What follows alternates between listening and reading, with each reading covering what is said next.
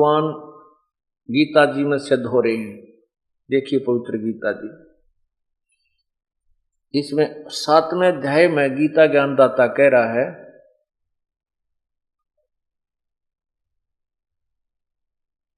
नीचे आइए 24वें श्लोक में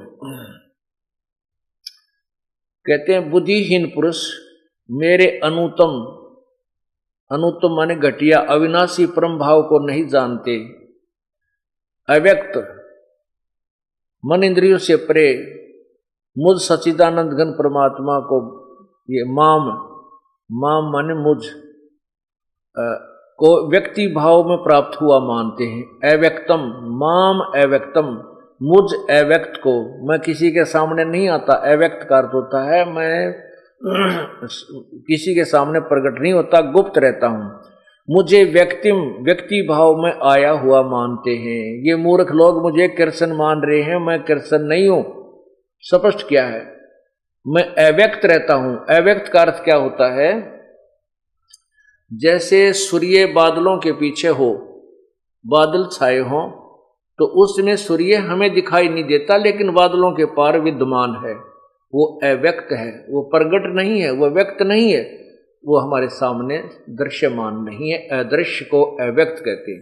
तो ये कहते हैं कि यो काल कहता है कि मैं भी अव्यक्त हूं, और मुझ अव्यक्त को ये व्यक्ति मान आया हुआ मानेंगे। ये कृष्ण सोच रहे होंगे मैं कृष्ण नहीं हूं, क्योंकि तो बोल कृष्ण में रहा था। अब 8वें अध्याय के अंदर अभी जो आपको बता रहे 18वें श्लोक में यही प्रमाण दे रहे हैं कि इसमें गीता जी के 8वें अध्याय के 18वें श्लोक में लिखा है कि उस परब्रह्म अव्यक्त से क्या जब दिन समाप्त होता है तो सभी उसकी रात्रि रूप में सब प्राणियों का विनाश हो जाता है, और जब वो परब्रह्म की एक रात समाप्त होती है और दिन शुरू होता है 1000 युग का, तब यह सृष्टि काल की फिर रची जाती है। उस अव्यक्त, अब देखना बिल्कुल 2 मिनट में समझ में आ जाएगा जो मैं क्या समझाना चाहता हूं आप जी को। 8वां अध्याय 18वें पाओ, इधर यहां संपूर्ण चराचर भूतगण व्यक्त है। चराचर भूतगण ब्रह्मा के दिन प्रवेश काल में नहीं, ये परब्रह्म के प्रवेश के दिन काल में अव्यक्त से, अर्थात परब्रह्म के सूक्ष्म शरीर से, उस अव्यक्तात्मा ने उस अव्यक्त से, अव्यक्तात्मा ने परब्रह्म रूपी अव्यक्त से उत्पन्न होते हैं, और परब्रह्म की रात्रि के प्रवेश काल में उस अव्यक्त नामक, यहां परब्रह्म मानना पड़ेगा हमने, कि सूक्ष्म शरीर में ही लीन हो जाते हैं। आगे देखिए, हे पार्थ 19वां श्लोक, वही यह भूत समुदाय उत्पन्न होकर संस्कारवर्त के वश, प्रकृति के वश हुआ, रात्रि के प्रवेश काल में लीन होता है और दिन के प्रवेश काल में उत्पन्न हो जाता है। आगे देखना, ये 20 में क्या कहा है, परंतु उस अव्यक्त से परे जो दूसरा अव्यक्त है, दूसरा विलक्षण जो सनातन अव्यक्त भाव है, उस परम दिव्य पुरुष, वह परम दिव्य पुरुष सब भूतों के नष्ट होने पर भी नष्ट नहीं होता। क्या कहा है कि एक तो गीता ज्ञान दाता ब्रह्म ने, एक तो गीता ज्ञान दाता ब्रह्म ने 7वें अध्याय के 24वें श्लोक में बताया कि मैं भी अव्यक्त हूं, और मुझ अव्यक्त को ये व्यक्ति, आप मैं व्यक्ति रूप में कृष्ण मान रहे, मैं कृष्ण नहीं हूं, मैं अव्यक्त रहता हूं। फिर 8वें अध्याय के 18वें श्लोक में बताया कि सभी प्राणी उस परब्रह्म रूपी अव्यक्त के दिन काल में तब प्रकट हो जाते हैं, रात्रि काल में जो 1000 युग का होता है उसमें वो लीन रहते हैं। फिर कहते हैं 18वें अध्याय के 20वें श्लोक में लिखा है कि परंतु उस अव्यक्त, इस परब्रह्म से भी एक और अव्यक्त जो अविनाशी अव्यक्त भाव है, वो परम पुरुष परमात्मा तो सभी प्राणियों के नष्ट होने पर भी कभी नष्ट नहीं होता। देखो 8वें अध्याय का अध्याय 8 का ये 20 श्लोक देखो। परंतु उस अव्यक्त से भी जो परे यानी परब्रह्म से भी जो दूसरा अव्यक्त भाव पूर्ण परमात्मा है, जो सनातन यानी सदा रहने वाला अव्यक्त भाव है, वह परम दिव्य पुरुष सब भूतों के नष्ट होने पर भी नष्ट नहीं होता। अब 20-21 में देखो।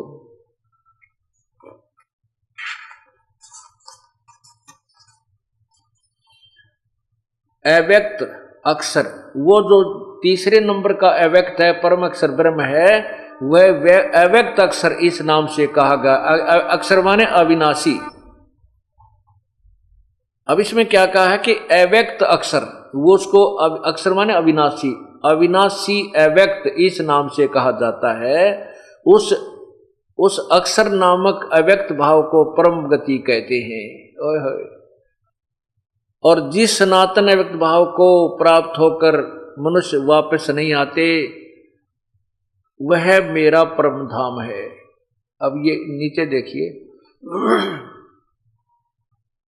हे परमात्मा, हे पार्थ, जिस परमात्मा के अंतर्गत, ओए होए, गीता ज्ञान दाता कहता है किसी और पूर्ण परमात्मा के विषय में, हे पार्थ, जिस परमात्मा के अंतर्गत सर्वभूत यानी प्राणी हैं, जिस सच्चिदानंद घन परमात्मा से यह संसार, यह समस्त जग परिपूर्ण है, वह सनातन अव्यक्त परम पुरुष तो अनन्य भक्ति से प्राप्त करने योग्य है। अब देखना, इसमें आपने 8वें अध्याय के 21वें श्लोक में एक शब्द पढ़ा है कि वो मेरा परम धाम है।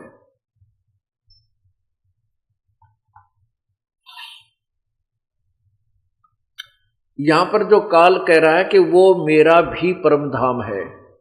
अब कहने का भाव है कि यो काल भी उस सतलोक से ही यहां आया है और हम भी वहीं से आए हैं। अपना भी मुख्य स्थान तो सतलोक ही है और ये भी कह रहा है मेरा भी वो परम धाम है।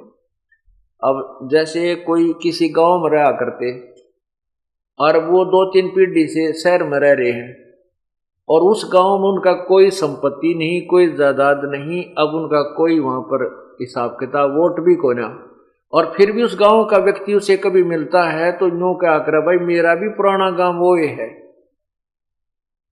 तो काल ब्रह्म इस दृष्टिकोण से कह रहा है कि वो परम, मेरा भी परम धाम है, लेकिन उसके बारे में बताता है कि हे पार्थ, जिस परमात्मा के अंतर्गत संपूर्ण प्राणी आते हैं, यानी वो पूर्ण वासुदेव है, सबके ऊपर जो मालिक है, सबका सब पर व्यापक है, और जिस सच्चिदानंद घन परमात्मा से समस्त जगत व्यापक है, यानी जिसने सारी सृष्टि को संभाल रखा है, परिपूर्ण है, वह सनातन अव्यक्त परम पुरुष यानी परमात्मा तो अनन्य भक्ति से प्राप्त होने योग्य है। यानी किसी और देवी देवता ब्रह्म परब्रह्म की को इष्ट रूप में पूजा नहीं करने से वो परमात्मा प्राप्त होता है।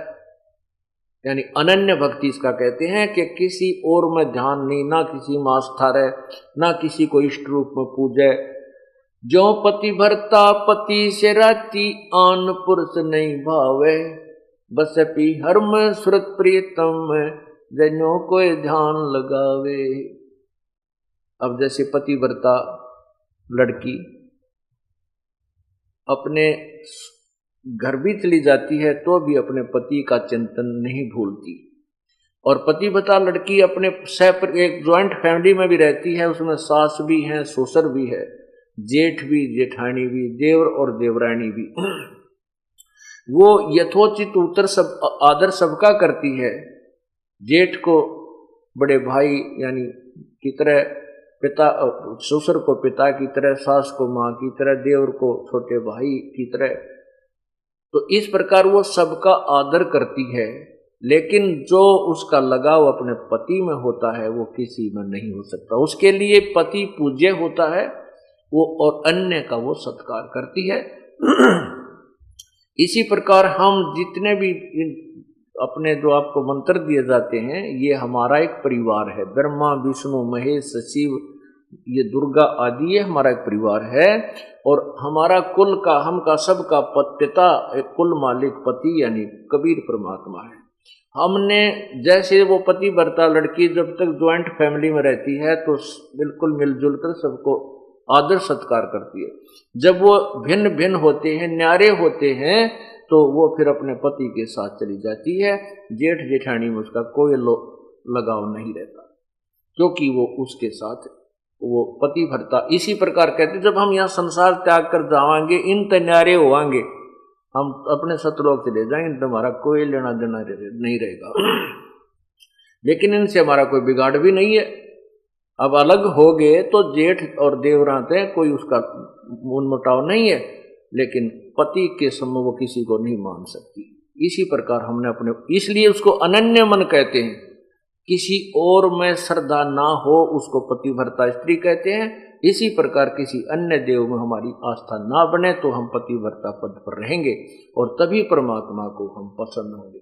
और जब हम इस तरीके से उस कबीर परमात्मा को पूजेंगे, किसी देव में आस्था नहीं रखेंगे, तब हम पतिव्रता पद पर आ जाएंगे। उसके बारे में बताया है, पतिव्रता जमी पर जो जो धर है पाँव, समर्थ झाड़ू देत है, ना कांटा लग जावे। ऐसे भक्त को जो पतिव्रता की तरह अपने पूर्ण परमात्मा पर आश्रित हो गया, फिर उसके जीवन सफर में वो पूर्ण परमात्मा वो कांटे रूपी दुष्कर्मों को ऐसे बुहार देता है जैसे उस मेरे इस भगत के, मेरे बच्चे के कोई कांटा ना लग जाए, यानी कोई पाप कर्म का दुख इसको आ ना जा, आने से पहले ही वो उनको साफ कर देता है। जैसे वो पतिव्रता जमी पर जो जो धर है पाँव, वो समर्थ झाड़ू देत है, ना कांटा लग जावे। कहते वो समर्थ कबीर परमात्मा सर्वशक्तिमान प्रभु अपने बच्चे के उस जीवन सफर के आगे आगे पाप कर्मों को दूर दूर करता चलता है, मेरे बच्चे के कांटा ना लग जाए, यानी कोई कष्ट ना आ जाए। इसलिए लिखा कि वो पूर्ण परमात्मा तो अनन्य मन से प्राप्त करने योग्य होता है। अब ये तत्व ज्ञान है, गीता जी का ज्ञान है। अभी तक हमने गीता जी के बारे में दो बात बताया करते, अर्जुन तेरा क्या जाता है, तू क्या लेकर आया था, तू है शरीर तेरा है नहीं, संपत्ति तेरी, तू क्यों मोह में फंस गया। वाह वाह, गीता का ज्ञान सुना दिया। गीता जी का ज्ञान तो ये है जो आपके समक्ष आ रहा है, उसको गीता जी का सार कहा करते हैं। 4 लाइनों को गीता जी का सार समझने में तो जोटा लगेगा पूरा, यानी पूरा समय लगेगा, और ये समझ माने के बाद फिर आपको सब ज्ञान फीका लगेगा। इसको तत्व ज्ञान कहते हैं। और ज्ञान सब ज्ञानड़ी, ये कबीर ज्ञान सो ज्ञान, जैसे गोला तोब का भाई, करता चले मैदान।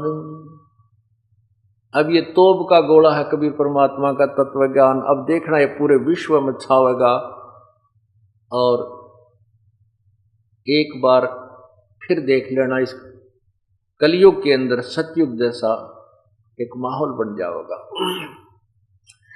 क्योंकि हम जो धन इकट्ठा करना चाहते हैं, सेठ बनना, साहूकार बनना चाहते हैं, दूसरे न लूट कर, रिश्वत करके, 2 के 20 बनाकर, डाके मार कर, कभी नहीं बन सकते। दूना पाप कमाते हैं और जो किस्मत में लिखा उससे ज्यादा प्राप्त नहीं कर सकते। यदि मान लीजिए आपने किसी ने चोरी चप्पा करके 2 के 20 बनाकर 2-4 लाख इकट्ठे भी कर लिए, 1-2 लाख रुपया कमा लिया, कोई बालक बीमार हो जाएगा बच्चा, वो 4 लाख लग जाएंगे और वो बच्चा भी मर जाए, आगे बराबर। अब ये कबीर परमात्मा आपको वो धन देगा जो आपकी किस्मत में भी नहीं है। आपके ऊपर आपके कोई भयंकर बीमारी है, लाखों रुपये लगने हैं, परमात्मा आपको वैसे ठीक कर देगा। आपको वो बच गए पैसे, और वो पाप कमा के तब पाप तो कमा सकते थे लेकिन पैसा नहीं कमा सकते। अब मैं आपको उस परमात्मा कैसे कृपा करता है 1-2 भक्त का उदाहरण देता हूं। अब देखिएगा,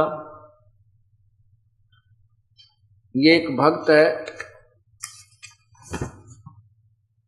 धर्मचंद शर्मा, 718 शक्ति नगर बठिंडा पंजाब से आए हुए हैं वो धर्मचंद जी। वो कहाँ एक बार कृपा खड़े होकर के अपने भक्त भाइयों को दर्शन दे। वो सामने खड़े हुए, वो सामने हाथ जोड़े खड़े हैं। ये धर्मचंद जी शर्मा हैं, बठिंडा से आए हैं। इन्होंने पहले 30 वर्ष से एक पंथ से नाम ले रखा था जो 5 नाम देते हैं, निरंकार, ओंकार, ज्योत निरंजन, सतनाम, सोहम। ये 5 नाम वाले ग्रुप थे, ये नाम ले रखा था। उसके बाद इन्होंने हमारे ज्ञान का पता लगा, ये बरवाड़ा आश्रम में आए। अब 4-5 वर्षों से हमारे साथ जुड़े हुए हैं। ये अपने साथ परमात्मा का एक करिश्मा जो बीता है वो लिख रहे हैं। मैं आपको पढ़ के सुनाता हूँ। ये भक्त आपके समझ खड़ा है, बैठ जाइए जी।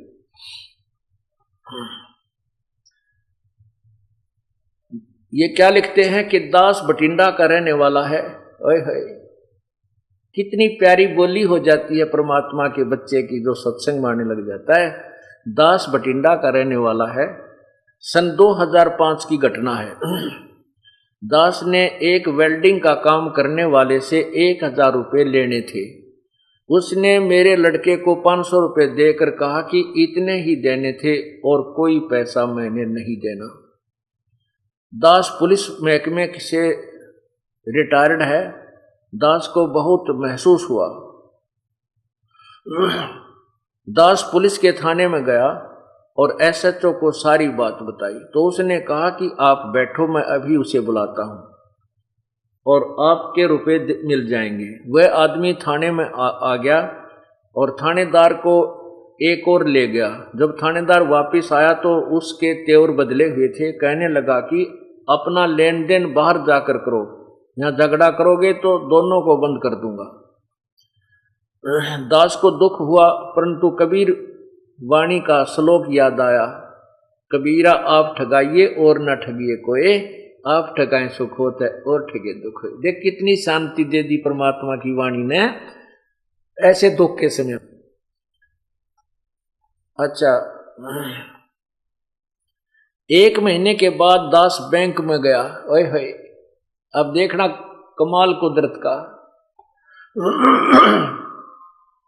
1 महीने के बाद दास बैंक गया तो उनका प्रिंटर खराब था। क्लर्क ने कहा मैं हाथ से बैलेंस लिख देता हूं। 1 फरवरी 2005 को मेरा बैलेंस 8,752 रुपये 63 पैसे था। ये देखिएगा, ये है स्टेट बैंक ऑफ पटियाला। ये इन्होंने एक प्रमाण भी साथ दिया है।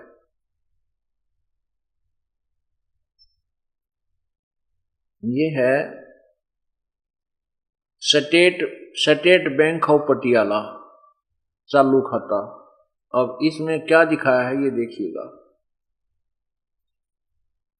ये है, नीचे देखना,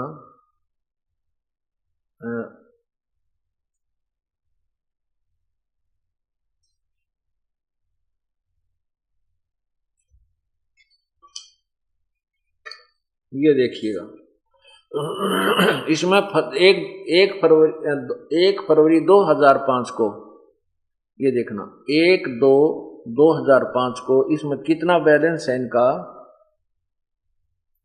ये है 8,752 रुपये 63 पैसे। और फिर उसी दिन हाथ से लिखता है, नीचे देखना, ये 1/2/2005 को टोटल उसने लिखा है 24,752 रुपये 63 पैसे। 16,000 रुपये बढ़ गए। ये 8752 8,752 रुपये 63 पैसे थे उसी दिन। प्रिंटर खराब हो गया तो उसने हाथ से लिख दिए। अब उसने जब हाथ से लिखा तो टोटल बैलेंस पाया 24,752 रुपये 63 पैसे। अब फिर उन्होंने ये 11,000 एक बार निकलवाए, 9,000 एक बार निकलवाए, ये इस प्रकार जमा खाता चलता आ रहा है। अभी इन्होंने क्या बताया है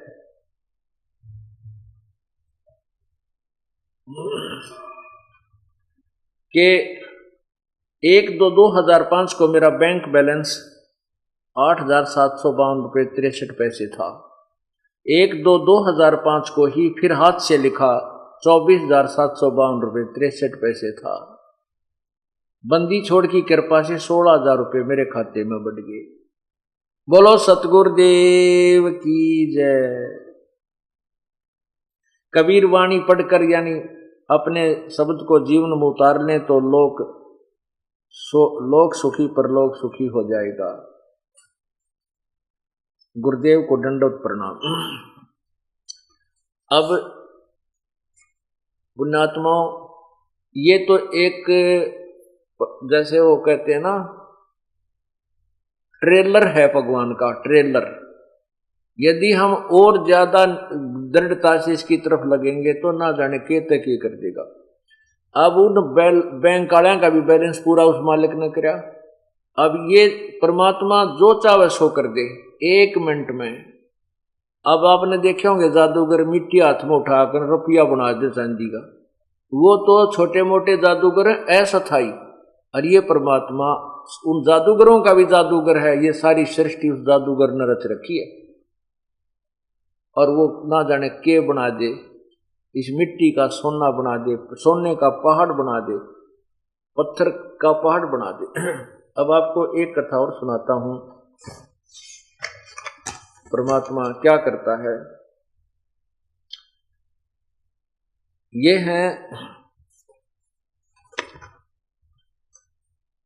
भक्त राजकुंवर दास पुत्र श्री दलीप सिंह काद्यान, एक्स सूबेदार, गांव मांगावास, तहसील बेरी,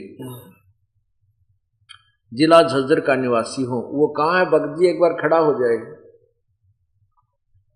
ये देखो, ये सूबेदार साहब खड़े हैं, श्री राजकुमार दास पुत्र श्री दलीप सिंह काद्यान, गांव मांगावास, तहसील बेरी, जिला रोहतक।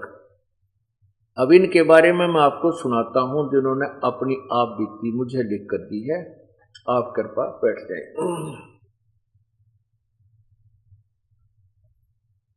मेरा मोबाइल नंबर इतना है, मेरी पत्नी तथा दोनों बच्चों ने 1998 में सतगुरु रामपाल जी महाराज से नाम दान ले रखा है। उनके द्वारा लाई गई पुस्तक परिभाषा प्रभु की मेरे घर में रखी थी। मैंने इस पुस्तक को ध्यान से पढ़ा। मुझे ज्ञान हुआ कि भक्ति मार्ग में विकार बाधक है। मैंने भी सभी विकार त्याग कर सन 2005 में गुरुदेव की शरण में ग्रहण कर ली। भक्ति जारी रही, सब कुछ ठीक ठाक चलता रहा। मैंने मई 2007 में बाहरी दिल्ली में रिलायंस में सेवा ग्रहण की, वहां नौकरी करने लग गई। ये अचानक 18 फरवरी 2008 को मेरी जांघ में बड़ा सा सख्त फोड़ा अनुभव हुआ। 19 फरवरी 2008 को मैंने सत्यवादी राजा हरिश्चंद्र अस्पताल नरेला में जांच करवाई। डॉक्टर साहब ने फोड़ा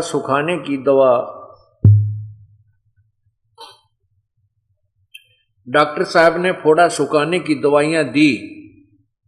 5 दिन बाद फिर जांच करवाने के लिए कहा, मगर उसी दिन दोपहर 12:30 बजे दर्द बढ़ गया। मुझे सदगुरुदेव की आवाज सुनाई दी कि यदि आप पहले शरण में आ जाते तो ये कष्ट भी नहीं आता। सायंकाल 8:30 बजे मूत्रालय के लिए निकला तो मुझे बेहद दर्द हुआ, चक्कर आ गया, बेहोशी की हालत में पसीना पसीना हो गया। मैं ब्रह्म गायत्री मंत्र यानी प्रथम मंत्र कर रहा था, जो पहला मंत्र दिया जाता है 7 नाम का। मैंने देखा कि काल ने मेरी गर्दन दबा रखी है। उसी समय बंदी छोड़ सदगुरु रामपाल जी महाराज ने मेरे सिर पर हाथ रखा और मुझे राहत महसूस हुई। सदगुरुदेव ने मुझे सतनाम का जाप करने को कहा। मैंने सतनाम सतनाम की रट लगा दी। फिर सतगुरुदेव ने मुझे कहा कि श्वास वाला सुमन करो, सतनाम सतनाम नहीं, जो 2 मंत्र का है। श्वास, उस श्वास से जो जाप करते हैं उसको सतनाम कहते हैं। जो ही मैंने श्वास का सुमन शुरू किया तो काल लगभग 50 गज की दूरी पर हट गया। सदगुरुदेव ने मुझे बताया कि इतनी देर में यह काल कर्महीन की तो छाती को तोड़ देता। अय है। मुझे समझाते हुए सदगुरुदेव कहने लगे कि सत्संग तथा पुस्तकों के माध्यम से कितनी बार बताया है कि कोई आपत्ति आए तो श्वास का सुमन करना है, फिर भी आप गलती कर देते हो। इतना कहकर सतगुरुदेव अंतर्ध्यान हो गए। ये अभी इस 18 फरवरी की बात है। ये 18 फरवरी 2008 की, 19 फरवरी की। नरेश सन्नोप श्री जयसिंह गांव बिरधाना झज्जर और सुरेंद्र सन्नोप श्री उमराव सिंह गांव करौली रेवाड़ी ने मुझे बेहोशी की हालत में चारपाई पर लिटा दिया। थोड़ी देर बाद जब मुझे होश आया तो मेरा दर्द गायब था। बोलो सतगुरुदेव की जय। मैंने सतगुरुदेव को लाख लाख धन्यवाद किया। थोड़ा सा खाना खाया और सो गया। सुबह 20 फरवरी 2008 को उठा तो फोड़ा फूट चुका था। उसी दिन अस्पताल में डॉक्टर को जाकर दिखाया तो पूरा वृत्तांत बताया। डॉक्टर हैरान थे। उन्होंने वरिष्ठ डॉक्टरों को भी बताया, जांच की तथा बची हुई दवाइयां वापस जमा करके छुट्टी कर दी। यह सब राहत बंदी छोड़ सदगुरु रामपाल जी महाराज की असीम कृपा से संभव है। मुझे जीवन दान मिला। सत साहिब। पुण्यात्मा, अब ये है खेल परमात्मा के। समर्थ का सरनाग हो रंग होरी हो, वाई कदे न हो एकाज राम रंग होरी हो। होरी माने खुशी।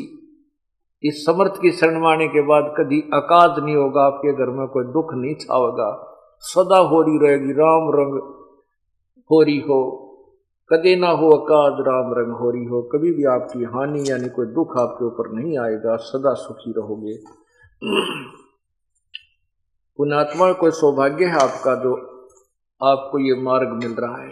आप परमात्मा के चरणों में किसी युग में, कभी किसी जन्म में अवश्य रहे हो, इसलिए आप शीघ्र आ रहे हो। और पीछे ये लुट पिटकावेंगे, आना से भी नहीं यही पड़ेगा। हमारा एक भक्त है, वो एक दिन ऐसे एक चुटकुला सा कह रहा था। इन्होंने बोला, जी इन पंथों ने, ये जितने भी संत हैं, पंथ हैं, इन्होंने आना तो पड़ेगा अपने दौरे, और तो किधर ठिकाना है नहीं। ये बोले श्रद्धालु हैं, कभी इनको जब ज्ञान समझ में आओगा, कुछ तो जल्दी आ जाएंगे उनके पास, उन नकली संतान छोड़ के, और कुछ फिर जब इनके संत भी हाथ खड़े कर देंगे, भाई हमारे पास कुछ नहीं है, तो बाकी के फिर आ जाएंगे। और एक आधा अंडरबाग फिर भी बैठा रहा करे, शायद गुरुजी ये ठीक हो। कैसे जैसे बस में सफर करते जा रहे हैं और वो बस खराब हो जाती है, तो कंडक्टर ड्राइवर ने कह दिया करें, भाई बस खराब हो गई है, दूसरी में बैठ लो। तो समझदार तो तुरंत उतर कर दूसरी बस की इंतजार करने लग जाते हैं, या पकड़कर दूसरी बस में चढ़कर चले जाते हैं। और कुछ एक फिर भी बैठे रहा करें, ना उतरा करें। कंडक्टर ड्राइवर भी कहते रहते, भाई उतर लो या बस खराब हो गई है, दूसरी बैठ लो, ना उतरे। और कुछ उतर जाए, फिर भी ना उतरे कुछ एक उसमें से। शेष जब उतरा करें, जब ड्राइवर और कंडक्टर भी उतर कर दूसरी बस में चढ़ ले, जब उतरा करें खराब बस में थे। बोला ये जो समझदार हैं वो दूसरे पंथाड़े तो शीघ्र आ जाएंगे, संकेत समझ दे, अगर बस तो खड़ी है, चलती कोई ना। और कुछ फिर ये संत हाथ खड़ा कर देंगे थोड़े दिन में, भाई हमारे द्वारा पूरा तत्व ज्ञान नहीं है, किसी और के पास होता बेशक जाइयो। बाकी समझदार न्यू आ जाएंगे। और शेष जो कति अनाड़ी हैं वह जब आ लेंगे, जब उनके गुरुजी भी यहीं पर आ लेंगे, बोलो सतगुरुदेव की जय। परम पिता परमेश्वर, सारी सृष्टि के रचनहार, कुल मालिक, कबीर बंदी छोड़ की असीम रजा से ये सत्संग प्रारंभ हुआ और इसके अंदर जो पुण्यात्माएं लाभ उठा रही हैं उनके ऊपर भी प्रभु की असीम कृपा है। परमात्मा स्वयं ही अपनी महिमा बताने के लिए इस काल के लोक में आते हैं और वो अपनी एक लीला करते हैं। परमात्मा अजन्मा है, कबीर परमेश्वर का कोई जन्म नहीं होता। जब भी वो इस काल के लोक में आते हैं वो सहज शरीर आते हैं और सहज शरीर ही चले जाते हैं। यहाँ कुछ समय के लिए एक मानुष जैसी लीला करते हैं, एक मनुष्य जैसी लीला करते हैं। मनुष्य का जीवन जैसे एक मानव अपनी क्रिया करता है, यहाँ वो ऐसी ही क्रिया करते हैं।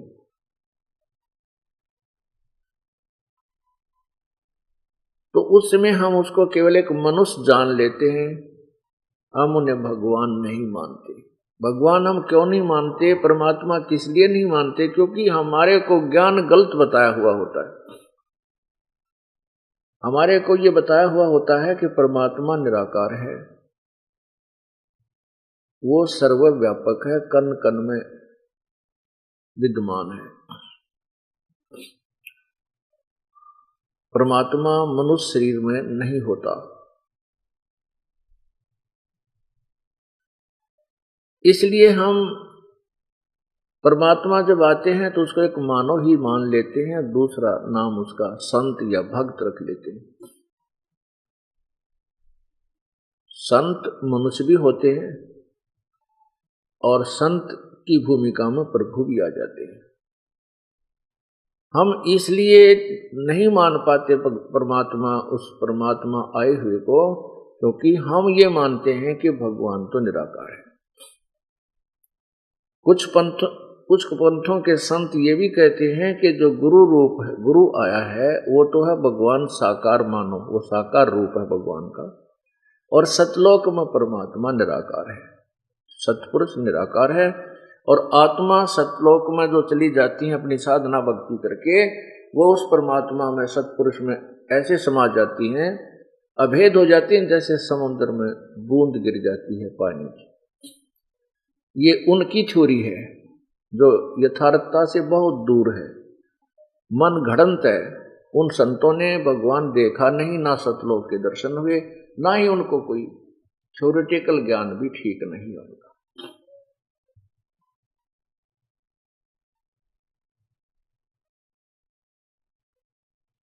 आज जो ये समागम समापन हो रहा है, जो 14 जून से प्रारंभ हुआ था, ये उसी उपलक्ष्य में है। आज के दिन ज्येष्ठ सुदी पूर्णमासी, जेठ उतरते की पणवासी को सुबह ब्रह्म मुहूर्त में, अर्थात सुबह के 4 बजे के आसपास, वो परम पिता परमेश्वर पूर्ण ब्रह्म, सारी सृष्टि के रचनहार कबीर देव, कबीर साहब, कबीर प्रभु अपने सतलोक को त्याग कर सह शरीर इस मृतलोक में प्रकट हुए थे। उन्होंने बनारस के अंदर, जिसे काशी शहर भी कहते हैं, वहां एक लहर तारा नामक तालाब के अंदर एक कमल के फूल पर एक नवजात शिशु का रूप धारण किया था।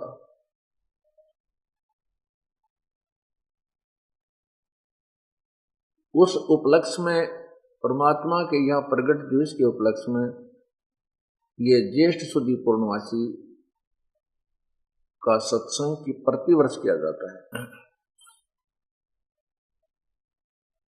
सन 2007 में हम इसे नहीं कर पाए, क्योंकि कहते हैं भक्ति मुक्ति के दाता सतगुरु भटकत प्राण फिरंदा, उस साहिब के हुक्म बिना नहीं तरवर पात हिलंदा। उस परमात्मा के हुक्म बिना तरवर का पत्ता भी नहीं हिल सकता। उसी की रजा से सब हुआ था, उसी की रजा से ये अब देखना क्या होगा। पूरा विश्व परमात्मा को पहचानेगा। हिंदुस्तान हमारा भारत जो है ये पूरे विश्व में विख्यात होगा, समृद्ध देश होगा। यहाँ वही शांति होगी जो सतयुग के समय हुआ करती थी। आपसी राग द्वेष, लड़ाई झगड़े, ये मार काट, पैसे के ऊपर इंसान कति शैतान हो लिया, न बाण भाई का प्यार रहा, न माता पिता की श्रद्धा, केवल एक पैसा पैसा नजर आता है। और ये तत्व ज्ञान के बिना ये जीव इस बुराई को त्याग नहीं सकता। और तत्व ज्ञान हो जाने के उपरांत ये प्राणी, जैसा कि आपने कल पवित्र गीता जी में सुना था 7वें अध्याय के 29वें श्लोक में, कि तत्व ज्ञान से परिचित होने के उपरांत और तत्व ब्रह्म यानी उस परम अक्षर ब्रह्म पूर्ण परमात्मा की महिमा और सतलोक में के सुख से परिचित, यानी तत्व ज्ञान के द्वारा पूरा ही वर्णन दिया जाता है कि तुम यहाँ इस मृतलोक में कितने कष्ट उठाते हो, जन्मते हो मरते हो, जन्मते हो मरते हो, कितना पहाड़ जैसा कष्ट आप उठा रहे हो, और सतलोक में जाने के बाद फिर तुम्हारा जन्म मृत्यु सदा के लिए समाप्त हो जाएगा। वहाँ फिर हम ऐसे ही रहा करेंगे जैसा यहाँ रह रहे। ये तो डुप्लीकेट माल है, यहाँ का जो जीवन है, यहाँ की पृथ्वी है, यहाँ के जो सुख हैं, ये तो बिल्कुल थर्ड क्लास फोर्थ क्लास कह जाओ, वो माल भी नहीं है। उस सतलोक के जो सारा सुख है, सतलोक के अंदर जो आहार है, बाग बगीचे हैं, पहाड़ हैं, सब कुछ झरने बह रहे हैं, वहाँ बिना बादल के फुहार पड़ रही होती हैं।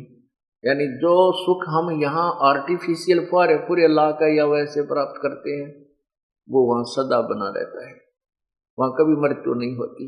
सतलोक में जाने के बाद कभी मृत्यु नहीं होती। अब यहाँ हमसे आज कितने बड़े सेठ हैं, चाहे कितनी फैक्ट्री डालने से हम राष्ट्रपति बने हुए हैं, लेकिन मृत्यु होगी। ये सुख रह नहीं सकता, अस्थायी अक्षीणिक, ये परिवर्तनशील है, और वहाँ कांस्टेंट है, सदा रहने वाला शाश्वत सुख है। तो जब हमें ये पता चलेगा कि ये जो हम लूटा लुटी खसोटी कर रहे हैं, या पैसे के ऊपर हम कुछ भी करने को तैयार हो जाते हैं बुरे कर्म को, फिर ये ज्ञान हो जाएगा कि जो हम 2 नंबर से पैसा इकट्ठा करते हैं किसी भी कारण से, चाहे चोरी से, ठगी से, लकोक है, या कोई और मिलावट में लूट करके, रिश्वत आदि ले करके, वो पैसा हमारे लिए एक बहुत बड़ा दुखदाई होगा। और हो सकता है उसके कारण हमारे घर में कोई ऐसी बीमारी लग जाए तो वो पैसा जो हमने दूर दूर से जोड़ कर इकट्ठा किया वो भी चला जा, और वो बच्चा भी मर जाए जिसके लिए हम उसको सुखी करने के लिए और दुनिया को लूट लूट कर धन जोड़ रहे थे। क्योंकि प्रभु का विधान है कि भाग्य के बिना जितना भी आपकी किस्मत में है उससे ज्यादा नहीं मिलेगा और कम भी नहीं रहेगा। ये तो है एक कॉमन रूल प्रभु का, साधारण सामान्य कानून है। तो ये कानून अटल है। कब तक अटल है? जब तक पूर्ण परमात्मा की शरण नहीं मिलती। तो जब तक पूर्ण परमात्मा की शरण, पूर्ण संत नहीं मिलता, तब तक तो ये फाइनल है कि जितना भी तेरे भाग्य में है उतना ही मिलेगा, ज्यादा नहीं मिलेगा।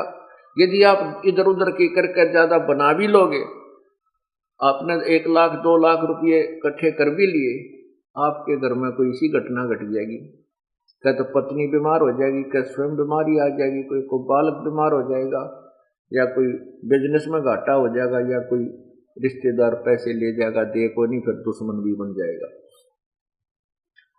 और वो पाप जो पाप आपने किए उस 2 नंबर से धन प्राप्त करने के लिए वो पाप आपके पास चौकस रह गए, वो नहीं घटते, वो नहीं जाते, वो आपको ही भोगने पड़ेंगे।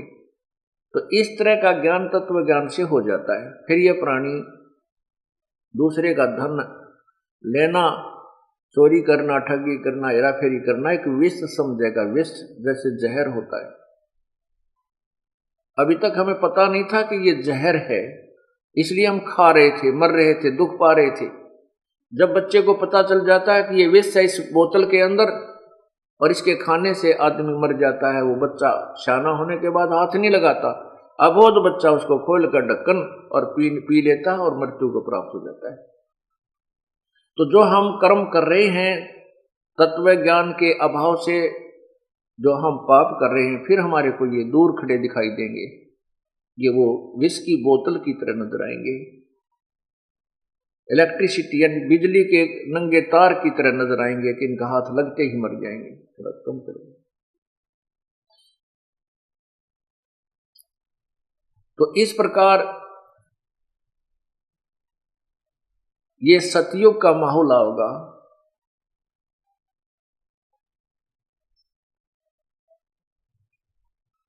अब आप सत्संग में आते हैं, देख रहे हो, मैं तो विशेषकर देख रहा हूं कि जब से इस दास ने परमात्मा की मजदूरी करनी शुरू की है, उसके बच्चों के लिए उसके तत्व ज्ञान को प्रचार करना शुरू किया है और ये उपदेश देना प्रारंभ किया है, उस दिन से देख रहा हूं कि जो भक्त हमारे परमात्मा कबीर बंदी छोड़ की शरण में आए हैं, उस समय उनकी क्या स्थिति थी। शुरुआत में तो वही आए हैं जो केवल बीमार थे, रोगी थे, किसी का घाटा हो रहा था, क्या में बरकत नहीं थी, पशु मर जावे थे, किसी की फसल खराब हो जाती, किसी का ट्यूबवेल ना लग गया था, किसी की भैंस के थन बिगड़ जाए थे।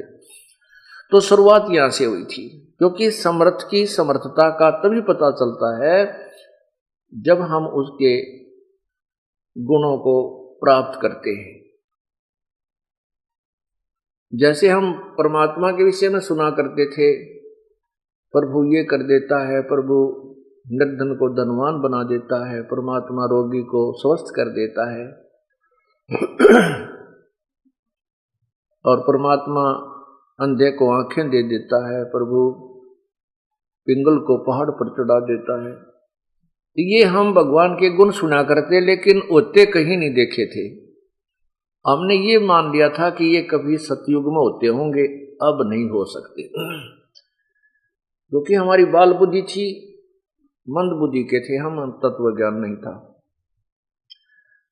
अब कारण ये था कि जो परमात्मा के गुण उस समय थे वो आज भी हैं, क्योंकि वो अपरिवर्तनशील है। प्रभु के गुणों में कोई परिवर्तन नहीं होता। वो हमें प्राप्त नहीं हो रहे थे, वो अपनी त्रुटि थी। जैसे बिजली के गुण आप सुनते हो, बिजली पंखा चलाती है, ठंडी ठंडी हवा देती है, कूलर चलाती है, ट्यूबवेल चलाती है, आटा पीस देती है, ऐसे ऐसे गुण, और अंधेरे को उजाले में बदल देती है। ये इलेक्ट्रिसिटी के मेरिट्स हैं, गुण हैं उस बिजली के, और उसके गुण तो हैं, लेकिन वो कैसे होंगे कि अपने पास पंखा भी हो, बल्ब भी हो, और फिर कनेक्शन हो उस पावर हाउस से जिसमें बिजली हो, और फिर देखना कनेक्शन मिलते ही बिजली अपना काम शुरू कर देगी। अब हमारे साथ क्या किया हुआ था इन अनजान संतों ने? उनको तत्व ज्ञान था नहीं, वेदों का ज्ञान भी नहीं था। ऋषि और मैं ऋषियों को वेद पढ़ पर वेद न जान, ये बाचे पुराण 18, जड़ को अंधा पत्ते खोआ, वह भूल गया सिरजनहारा। वेदों को पढ़ते हैं परंतु भेद नहीं जानते थे। वेदों को पढ़ते थे फिर भी वही क्रियाएं करते थे। जैसे आपने कल सुना था कि ये ऋषि लोग ज्यादातर तप करते थे, जबकि घोर तप करते थे, हठ योग करते थे, जबकि वेदों में और पवित्र गीता जी में, पवित्र चारों वेदों में, 100वें वेद में इस हठ योग को मूर्खों का कर्तव्य लिखा है। राक्षस स्वभाव के लोगों का ये शास्त्र विधि विरुद्ध साधना होने से राक्षस स्वभाव के लोग करते। तो ऋषियों को राक्षसों से कम हम कैसे माने? जैसे दुर्वासा जी ने एक बच्चों की जरा सी गलती पर प्रद्युम्न ने दुर्वासा के प्रद्युम्न को एक बच्चे लड़की का स्वांग बना करके श्री कृष्ण के लड़के प्रद्युम्न को दुर्वासा के पास ले गए थे। और ये पूछने लगे मजाक में, बच्चों ने मजाक कर दिया कि इसको लड़का होगा या लड़की। दुर्वासा ने श्राप दे दिया कि तुम्हारा नाश होगा, यादों का नाश होगा। उनके वचन से जो ऋषियों ने तप करके जो भी वो भक्ति धन कमाया, उससे उन्होंने राक्षस जैसा कर्म कर दिया। 56 करोड़ या 2 लड़के मर गए। इसी प्रकार चुनक ऋषि ने 72 अक्षौणी सेना, 72 करोड़ सेना मानदाता चक्रवर्ती राजा की अपनी उस भक्ति कमाई थे, जो धन जोड़ा था, वो जो सिद्धि कमाई थी, उसके आधार से उसकी 72 करोड़ सेना को मार डाला। और कपिल मुनि जी, कपिल जी, वो एक बार साधना कर रहे थे बंगाल की खाड़ी में, और राजा सगड़ के 60,000 पुत्र कोई क्रिया अपना धार्मिक अनुष्ठान करते चल रहे थे। उनका घोड़ा खोल कर इंद्र ने और चुनक ऋषि की जांग का बंधवा दिया, टांग के। तो घोड़े की तलाश करते हुए 60,000 सगड़ के पुत्र जब ऋषि कपिल जी के पास आए, तो उन्होंने उस ऋषि के ऐसे शरीर में काखों के इस कंधों के नीचे कोख में भाले गाड़ दिए। ये सोचा कि ये ऋषि ने हमारा घोड़ा बांध दिया है लाके, और इसको ललकारते हैं तो युद्ध कर। अब ऋषि के तप करते करते उसकी पलक, आंखों की जो पलक हैं, इतनी बढ़ गई थी, जमीन पर टिकी हुई थी। ऋषि को दर्द हुआ, जब भाले लगे, उसने अपनी पलकों को हाथ से ऐसे उठा, क्रोध में ऐसे करके ऐसे घुमाया, उसमें से अग्निबाण छूटे और 60,000 सगड़ राजा के बेटे वहां मर गए। 60,000 सगड़ के होते कपिल मुनीश्वर खाए। अब बताओ, राक्षस किसी ने क्या करते? तो मांस खाया करते, मांस खाते थे। वो चाहे न्यू मार दो, चाहे तीर से मार दो, चाहे सिद्धि से मार दो, एक जैसी बात है। तो कहने का भाव हमारा ये है, परमात्मा ये समझाना चाहते हैं कि जब तक हमें तत्व ज्ञान नहीं होता, हम ऐसे ही कर्मों में लगे रहते हैं और शास्त्र विरुद्ध साधना करते रहते हैं। तो जब हमें तत्व ज्ञान हो जाता है, तो हम केवल वही क्रिया करते हैं जो हमारे को यहाँ से छुटकारा पाने की। और परमात्मा की भक्ति से ही हमें शांति मिलती है, घर में सुख होता है। तो हम जो आपको बताना चाहते थे कि अब एक सतयुग आएगा, सतयुग जैसा माहौल हो जाएगा। अब आप, तो ये दास पहले देखा करता था कि उनके पास कुछ भी नहीं था, दुखी हो रहे थे। आज 8-7 साल हो गए, 10 वर्ष हो गए, किसी 2 वर्ष, किसी 4 वर्ष, किसी 5 वर्ष, किसी 10 वर्ष, 12 वर्ष। आज परमात्मा ने उनकी वह मौज कर रखी है कि गांव में उंगली टिकती है कि ये घर, इनका पता नहीं कहां से धन आता है। अब हमारे साथ ये बच्चे जेल में थे, 2 लड़के यहां से थे, गुराना थे, दोनों भाई, और दोनों जेल में। तो परमात्मा अपने बच्चों के साथ रहता है। एक भाई तो 4-5 महीने के बाद जमानत होगी, दूसरा हमारे साथ आया। और प्रभु ने यहाँ उनके ऐसी मौज कर रखी थी, जो पहले काम चला था उससे 21 मौज होगी, 21। और हिम्मत देख उन बाण बेटियों की, उनकी माता जी की, दोनों बेटे जेल में, और मुलाकात करने जाती थी। जब नो क्या करती कि तुम हार गए हो ना जेल में, तुम उकता गए हो, तो बाहर आ जाओ, हम आ जाएंगे जेल में था रिश्ता। एक तो नो जाकर रो, है नाश हो गया, है नाश हो गया। एक ये हिम्मत दिया उन बेटियों ने, उनकी माँ ने, अब तुम हार गए हो ना, काली मान रहे हो, तो तुम बाहर आ जाओ, हम तुम्हारे स्थान पर गुरु जी के साथ आ जाओ, रहेंगे। कहने का भाव यह है कि प्रभु ने नो पेटा भर रखा है। कि वो साथ रहता अपने बच्चों के। तो लोग गांव वाले कहने के, आसपास के लोग ये कहने लगे, भाई इनका धन कितना हुआ इतना, ये मजाक करने लगे, ये कहने लगे कि ये आश्रम में सोना बताओ थे 30 किलो, वो इनका हाथ लग गया 1-2 किलो ये वहां से ले रही। अब उन लोगों की सोच तो इतनी है, इससे आगे वो सोच ही नहीं सकते, क्योंकि ज्ञान उन्हें सुना को नहीं। तो ये भक्त कहते हैं, बात तो थारी ठीक से भाई, सोना ताव है आश्रम में थे, पर जिस तरह तुम कह रहे हो ऐसा नहीं आता, वो तरीका और है भगवान का देने का। अब ये इस प्रकार जब हमारा भगवान ठाठ करेगा, हमने चोरी की क्या आवश्यकता पड़ेगी, क्या झूठ बोलने की आवश्यकता पड़ेगी। जैसे आपने कल उस भगत की कहानी सुनी कि 16,000 रुपये बैंक में बढ़ गए। ये तो जैसी हमारी श्रद्धा बढ़ेगी उतनी बढ़ा देंगे। और कैसे बढ़ जाते हैं, जैसे एक बहन, एक बेटी आ रही है यहां से, डराना की लड़की है वह, और गतौली ब्याह रखी है, उसका नाम है परमिला। वो कहाँ बैठी है बेटी, एक बार खड़ी हो है या खड़ी, इसको ब्रेन ट्यूमर,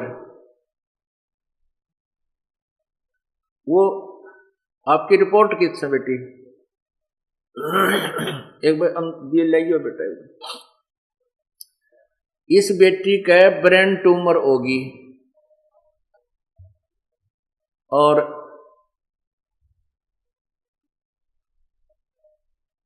ब्रेन ट्यूमर होगी तो इसकी हाथों की पैरों की हड्डी बढ़ गई 1.5 इंच, ऐसा बूंदी शकल, और मुंह भी और डालका हो रहा है इस बेटी का। और इसने लिखा अपनी आत्मकथा,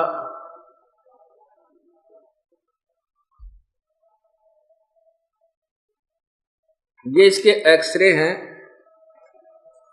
ये ढेर सारे तो एक्सरे तुरवा रखे बेटी ने,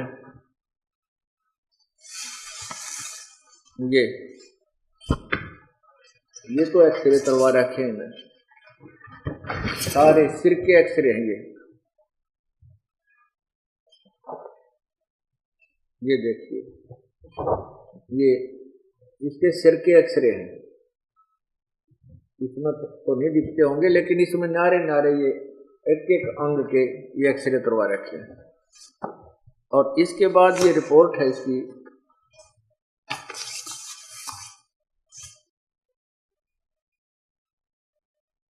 ये रिपोर्ट है, ढेर सारी।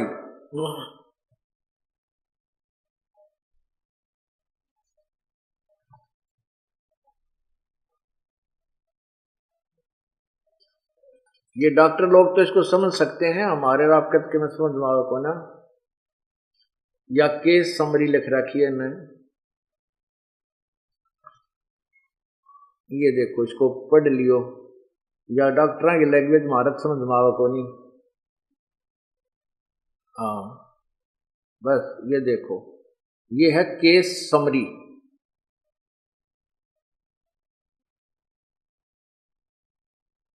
ये पैरों के अंदर जो है ना,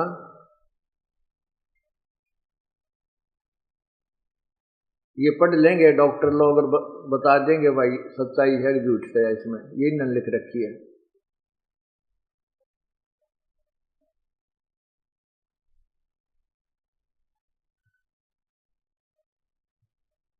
ये है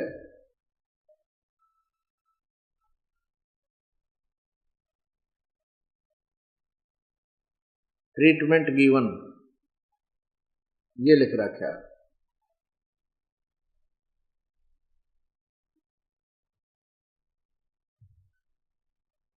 ये इसका नाम है बेटी का, पूरा एड्रेस इसके ऊपर, ये देखिएगा।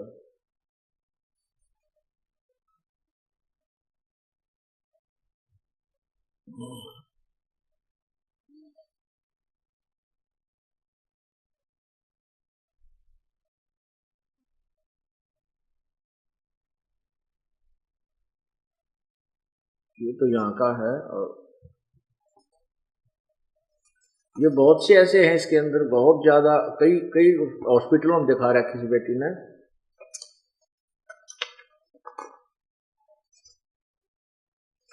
ये गणिये है, इसका नाम है परमिला और पति का नाम है, अभी मैं बताता हूँ आपको, सारी कहानी सुनाऊंगा। इसकी बेटी ने लिख कर दिया मेरे को, ये यहाँ लिखा है इसका। मैं परमिला पत्नी सुखबीर सिंह मलिक, गांव गतौली, और बेटी महेंद्र सिंह काजान, गांव डराना। मेरे को खतरनाक बीमारी लगी, ब्रेन ट्यूमर की। मेरे हाथों की उंगली में उंगली बढ़ गई और पैरों के साइज बढ़ गया। पूरे शरीर की हड्डी बढ़ गई 1.5 इंच। अब खुद अंदाजा लगाओ, अगर किसी के शरीर की एक हड्डी थोड़ी सी भी बच जाए उसको कितना दुख होता है और कितना दर्द होता है। इतना दर्द होता था कि कई बार तो सहन नहीं होता था और बेहोश होकर गिर जाती थी। दिल की धड़कन बढ़ जाती थी तो श्वास का आना मुश्किल हो जाता था। बीपी इतना ही हो जाता था कि पता ही नहीं चलता था कि क्या क्या कह रही हूं, क्या नहीं। चक्कर आकर गिर जाती थी। कहीं भी घर वाले आते तब उठाते और डॉक्टरों का कहना था कि इस बीमारी में आंखें चली जाती हैं, शरीर की आकृति बढ़ जाती है, शरीर झूठा भी पड़ जाता है। ऑपरेशन करवाओगे तो 3-4 लाख रुपए लगेंगे और गारंटी, बचने की गारंटी 100 में से 1% है। अब पुण्यात्माओं विचार करो, अब इस परिवार को 3-4 लाख रुपए परमात्मा ने बचा दिए, तो ये कौन चोरी करेगा, कौन ठगी करेगा। और फिर इनको ये पता चल जाएगा कि अगर तुम आगे से किसी की को हानि करोगे, चोरी करोगे, ठगी करोगे, झूठ बोलोगे, 2 के 20 बनाओगे, मिलावट करोगे, रिश्वत लोगे, तो ये रोग फिर लग जाएंगे, दुख फिर आ जाएंगे। तो ये जहर दिखाई देंगे इनको, ये छुएंगे नीचे, भूखे रह लेंगे एक समय। तो इस प्रकार जब हम एक दूसरे को, हमारे को जब इतना ज्ञान हो जाएगा, हम पाप कति त्याग जाएंगे और लूटना तो दूर है, लूटा करेंगे, क्योंकि हमें यह भी ज्ञान हो जाएगा कि दान धर्म करने से हमारे जो पाप भी नष्ट होते, कुछ कम होते हैं और दान से ही हमें लाभ होता है, परमात्मा की प्राप्ति में सहयोग मिलता है। तो फिर हम दान करा करेंगे, हम लूटेंगे नहीं, 2 पैसे हाथ से छोड़ा करेंगे। तो 3-4 लाख रुपए लगेगा और बचने की 100 में से 1% भी नहीं कह सकते कि बच जाएगी। ऑपरेशन के दौरान अंधी भी हो सकती है। ओए होए, ऑपरेशन तो करेंगे तो अंधी भी हो सकती है, पागल भी हो सकती है। पूरी सूज गई थी मैं, हाथ पैर मुंह मोटा मोटा हो गया था और ऑपरेशन भी सिर्फ 2 जगह से हो सकता, एक गंगाराम हॉस्पिटल और दूसरा अपोलो हॉस्पिटल दिल्ली में। तब मेरे पापा ने गुरुजी के चरण पकड़कर रोए कि आप क्या नहीं कर सकते। ये तो अभी 1 महीना पहले की बात है। ये महेंद्र भगत जी ने उपदेश ले रखा था। ये आकर के कहा, जी आप हम तो गरीब आदमी ना, ये पैसा भी चल किसी पे ले दे कर लाजा, बच्चन की आस नहीं है, छोरी की जिंदगी बर्बाद होगी। तो इस लड़की को हमने यही बुला लिया, बेटी तू आ जा, यहाँ कुछ दिन सेवा कर, समागम चल रहा है। उस दिन इस लड़की की शक्ल देखी नहीं जाती, ऐसी हालत थी इसकी। ऐसा उठ पटांग सा मुंह, बड़ा बड़ा हाथ जैसे अब शीशे दिखा करें और आंगली हाथा की इतनी लंबी लंबी न्यारी दिखे, वो इसी बूंदी। आराधिया बेटी थारे सामने खड़ी है। एक बार पर मिला, इधर आजा बेटी।